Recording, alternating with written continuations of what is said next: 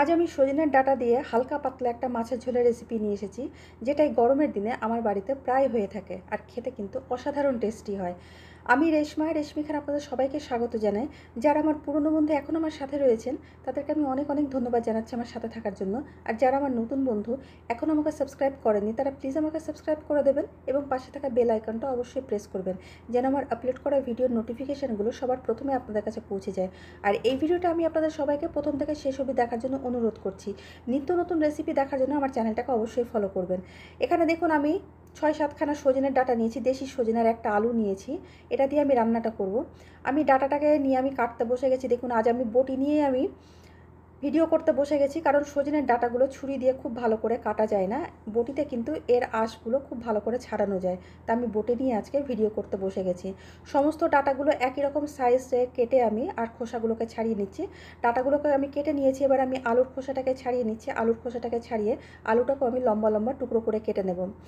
আলুটাকে কেটে নেওয়ার পর সমস্ত সবজিটা আমি জল দিয়ে 2 থেকে 3 বার ধুয়ে নেব। তার জন্য আমি একটা পাত্রে জল নিয়ে দেখুন সবজিগুলোকে দিয়ে দিলাম, দিয়ে আমি সবজিটাকে ধুয়ে নেব।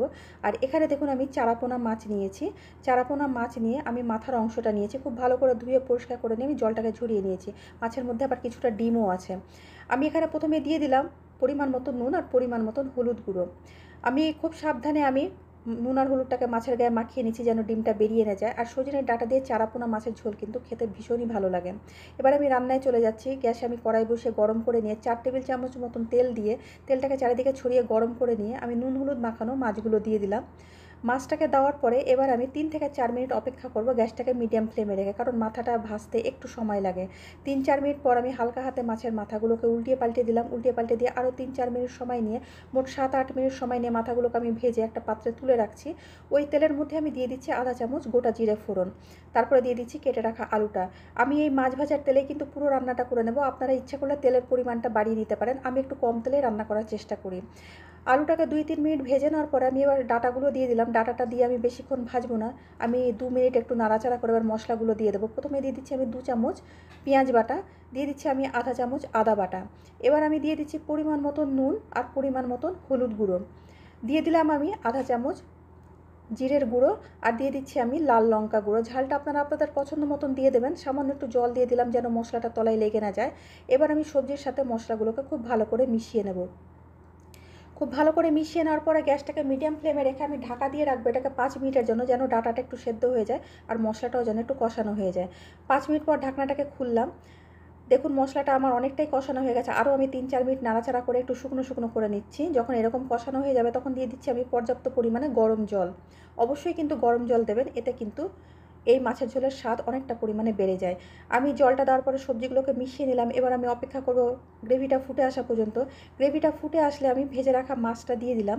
মাছটাকে দেওয়ার পরে হালকা হাতে একটু নাড়াচাড়া করে নিয়ে আমি ঢাকা দিয়ে রাখবো 10 মিনিটের জন্য, গ্যাসটাকে মিডিয়াম ফ্লেমে রেখে, যেন সজনের ডাঁটাগুলো সমস্ত সেদ্ধ হয়ে যায়। ফিরে আসছি আরও 10 মিনিট পরে। ডাঁটাগুলো দেখুন খুব সুন্দরভাবে আমার সেদ্ধ হয়ে গেছে। মাথাগুলোকে আমি একটু উল্টে পাল্টে দিলাম। আমার রান্নাটা কিন্তু একেবারেই হয়ে গেছে। এবার দিয়ে দিচ্ছি আমি ভাজা মশলা গুঁড়ো। এখানে গোটা গোলমরিচ আর গোটা জিরে শুকনো খোলায় রোস্ট করে নিয়ে আমি ভাজা মশলাটা তৈরি করে নিয়েছি। এই ভাজা মশলাটা কিন্তু অবশ্যই দেবেন, এতে কিন্তু স্বাদ অনেকটা পরিমাণে বেড়ে যায়। আর দেখুন কত সুন্দরভাবে আমার পাতলা মাছের ঝোলটা তৈরি হয়ে গেছে। রান্নাটা আমার হয়ে গেছে। গ্যাসটাকে বন্ধ করে 5 মিনিট স্ট্যান্ডিং টাইমে রেখে আমি আপনাদেরকে সার্ভ করে দেখাচ্ছি। তৈরি হয়ে গেল আমার সজনের ডাঁটা দিয়ে চারাপোনা মাছের ঝোল, যেটা কিন্তু গরমের জন্য একেবারে উপযুক্ত একটা রান্না। গরম ভাতের সাথে জাস্ট অসাধারণ লাগে খেতে। তাই সুন্দর রেসিপিটা আপনাদের কেমন লাগলো অবশ্যই একটা কমেন্ট করে জানাবেন। আপনাদের একটা কমেন্ট কিন্তু আমাদের উৎসাহিত করে সামনে এগিয়ে যাওয়ার জন্য। ভালো লাগলে একটা লাইক করবেন, একটা শেয়ার করবেন। আর উপকরণ জানতে কোনো অসুবিধা হলে ডিসক্রিপশন বক্সে গিয়ে দেখে নেবেন, সেখানে আমার সমস্ত উপকরণ দেওয়া থাকে।